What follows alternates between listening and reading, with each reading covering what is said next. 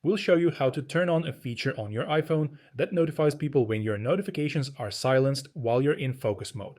When someone tries to contact you through direct messaging or apps like Instagram or Facebook Messenger, they'll see that your notifications are silenced and you won't be alerted right away. To enable this feature, start by tapping on the settings icon on your iPhone.